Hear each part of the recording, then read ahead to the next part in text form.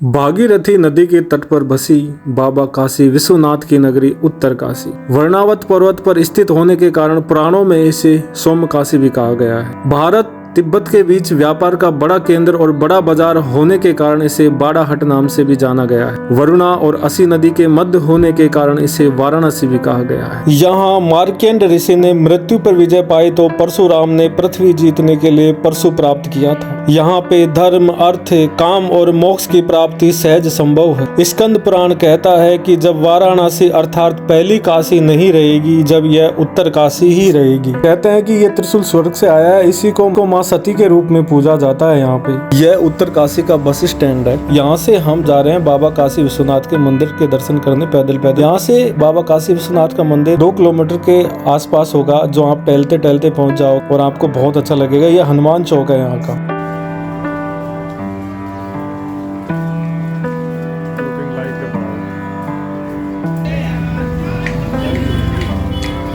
ये पूरा मार्केट, पूरी गली है जो दिखा रहे हैं आपको, एक रफ एक्सपीरियंस।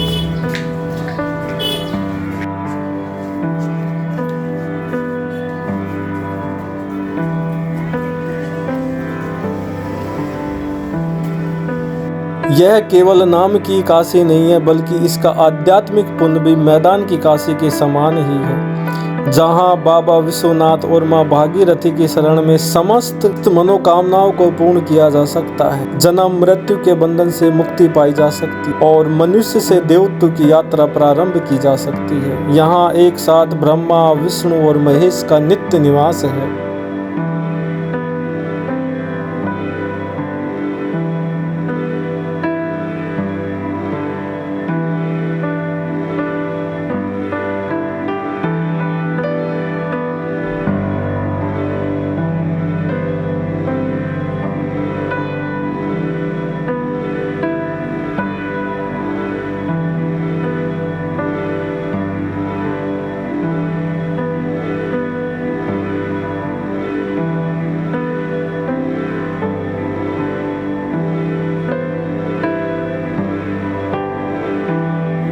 मंदिर में प्रवेश करते ही आपको शक्ति मंदिर के दर्शन होंगे, जो बाबा विश्वनाथ के ठीक सामने है। भगवान शिव के साथ शक्ति मंदिर का दर्शन बहुत अनूठा है।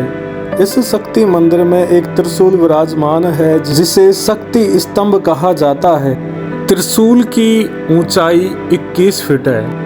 ऊपर के भाग की मोटाई 2 फीट 3 इंच, नीचे के भाग की मोटाई 4 फीट 1 इंच है। यह पीतल और अष्ट धातु से बना हुआ है। स्कंद पुराण के केदार खंड के अनुसार देवताओं और असुरों के मध्य हुए संघर्ष में शक्ति के रूप में आकाश से धरती पर आया है। कहा जाता है कि महिषासुर के वध के बाद आदि शक्ति ने जब अपना त्रिशूल पृथ्वी पर फेंका तो ये इस स्थान पर आके गिरा। ये शक्ति स्तंभ त्रिशूल बाड़ाहाट के इतिहास में बड़ा महत्वपूर्ण और रोमांचक है। लोक श्रुति है, लगभग 250 साल पहले गोरखाओं ने गढ़वाल पर आक्रमण किया और जब वो जीतते हुए उत्तर काशी पहुँचे तो उन्होंने इस अद्भुत दिव्यास्त्र को अपने साथ नेपाल ले जाने की सोची। गोरखाओं ने इस त्रिशूल की खुदाई शुरू की। कहते हैं कि खोदते खोदते सारी गोरखा सेना थक गई, उन्हें इसका अंत तक नहीं मिला। इस शक्ति स्तंभ के बारे में ये कहा जाता है कि यदि आप अपनी शक्ति का प्रदर्शन करने के लिए अगर इसे हिलाना चाहोगे तो 10 हाथियों का बल भी इसे हिला नहीं पाएगा। यदि प्रार्थना पूर्वक आप इसे हिलाना चाहोगे तो हाथ की सबसे छोटी उंगली के स्पर्श मात्र से ही ये कंपन करने लगेगा। और मैंने खुद ने ये अनुभव किया है, मैंने इसको हिलाया है, मेरी छोटी उंगली के कंपन से ये हिल गया था। माना जाता है कि भगवान काशी विश्वनाथ का मंदिर ये परशुराम ने ही बनवाया था। कालांतर में 1857 में महाराजा सुदर्शन की पत्नी कांति ने इसका पुनर्निर्माण करवाया था।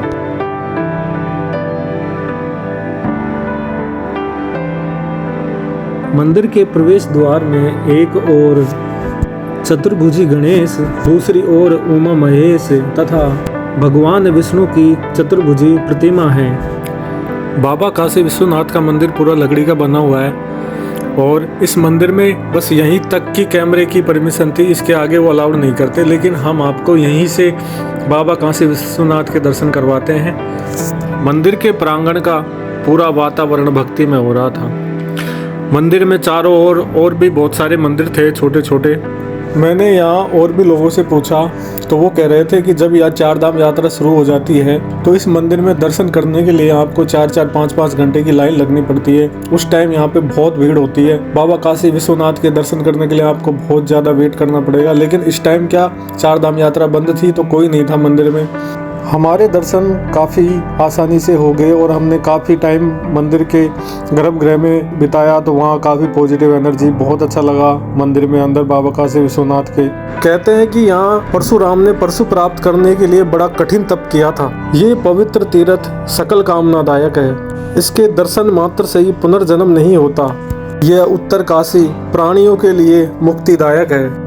यहाँ पे सभी देवता सर्वात्मना निवास करते हैं। बाबा काशी विश्वनाथ के दर्शन करके वापस पुनः हम लौट आए थे हमारे रूम पे। हमने प्लान किया कि दर्शन तो कर ही लिए, शाम को आरती में और शामिल हो जाएंगे। उत्तर काशी में 2 दिन से भारी बारिश हो रही थी और मुझे बाबा के आरती में शामिल होना था। काफी देर वेट किया, बारिश रुकी नहीं। मैं बारिश में बाबा के मंदिर पे जा पहुंचा भीगता भीगता और आरती में शामिल हो